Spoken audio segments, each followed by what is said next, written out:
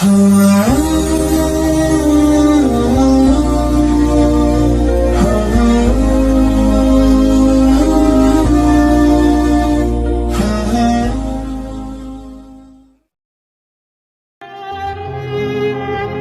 banyak tempat di bumi yang jarang bahkan belum pernah dijangkau oleh manusia.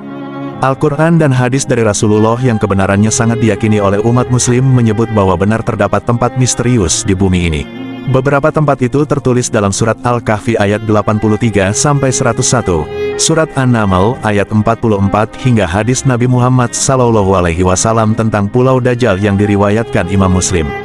Hal ini tentu dapat diterima dengan logika, mengingat faktanya bumi memiliki luas sekitar 500 juta kilometer persegi dengan 30% daratan dan 70% lautan.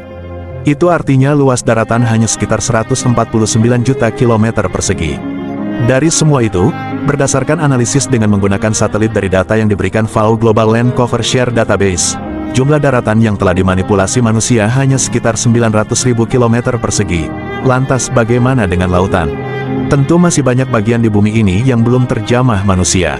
Untuk informasi mengenai tempat misterius di bumi yang dituliskan dalam Al-Quran, yang pertama kita akan membahas Telaga Ainul Hayat. Menurut beberapa ahli tafsir, Ainul Hayat merupakan air kehidupan yang dapat menjadikan manusia hidup abadi. Sehingga siapapun yang meminum air tersebut maka ia akan hidup selamanya hingga hari kiamat. Atau jika ia memohon kepada Allah untuk diwafatkan. Kisah tentang Telaga Ainul Hayat tercatat dalam Al-Quran surat Al-Kahfi ayat 83-101. Dalam Al-Quran telaga ini disebut berada di tempat terbitnya matahari. Dalam artian tempat tersebut berada di sebelah timur, namun hingga kini belum ada yang dapat menemukan telaga tersebut. Dikisahkan Nabi Khidir alaihi salam dan Raja Zulkarnain sempat mencari tempat tersebut selama 12 tahun. Lalu di mana letak Ainul Hayat ini? Beberapa pendapat mengatakan bahwa Ainul Hayat dijaga oleh Nabi Khidir alaihi salam. Namun hal ini hanya Allah subhanahu wa ta'ala sajalah yang maha mengetahui di mana sebenarnya Ainul Hayat ini berada. Yang kedua yaitu tembok Ya'juj dan Ma'juj. Dalam tafsir Ibnu Katsir diterangkan dari Ibnu Jarir menyebutkan bahwa Ya'juj dan Ma'juj adalah keturunan Nuh alaihi salam. Tepatnya dari garis keturunan Yafid bin Nuh alaihi salam. Kisah Ya'juj dan Ma'juj berhubungan dengan Zulkarnain. Dikisahkan, Zulkarnain adalah hamba Allah yang soleh yang sering melakukan perjalanan dari timur ke barat. Dinamakan Zulkarnain karena pada kepalanya menggunakan penutup dari tembaga dan membentuk seperti dua tanduk.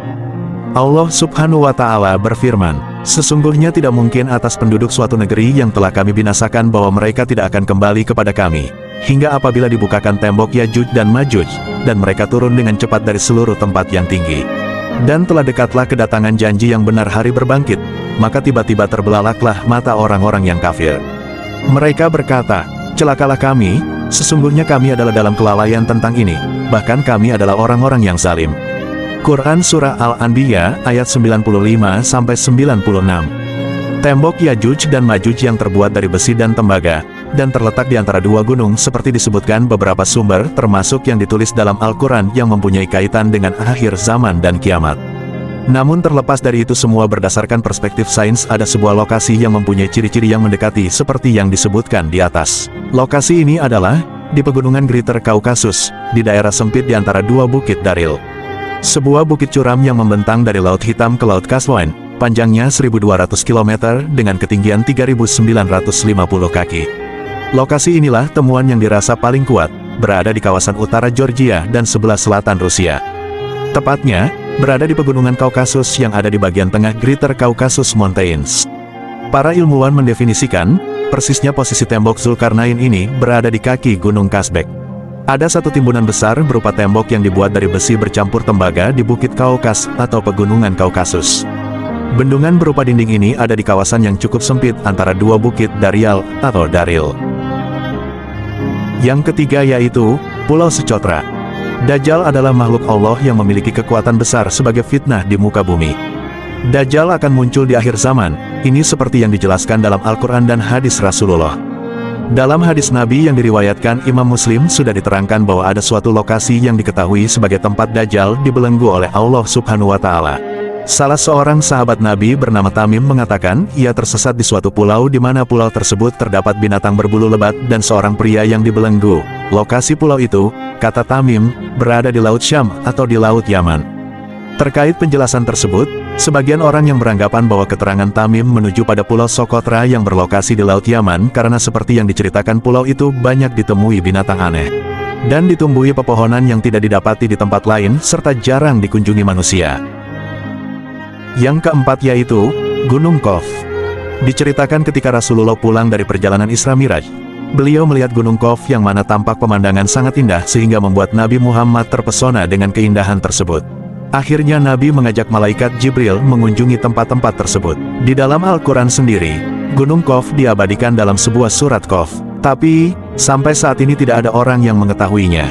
Namun ada juga yang mengatakan letaknya ada di daerah Yaman. Yang kelima yaitu, Kerajaan Sulaiman. Nabi Sulaiman alaihi salam memiliki kerajaan yang sangat besar dan megah. Harta yang melimpah ruah membuatnya dinobatkan sebagai manusia paling kaya yang pernah ada di bumi. Kerajaan Nabi Sulaiman alaihi salam dibangun dengan menerapkan ilmu teknologi maju pada masanya. Berdasarkan keterangan ayat-ayat Al-Quran Surat An-Naml ayat 44, serta kisah-kisah dalam kitab suci Yahudi dan Nasrani, Temple of Solomon sangatlah megah. Siapapun yang datang dipastikan akan terkesima dengan segala kemewahan yang ada di dalamnya.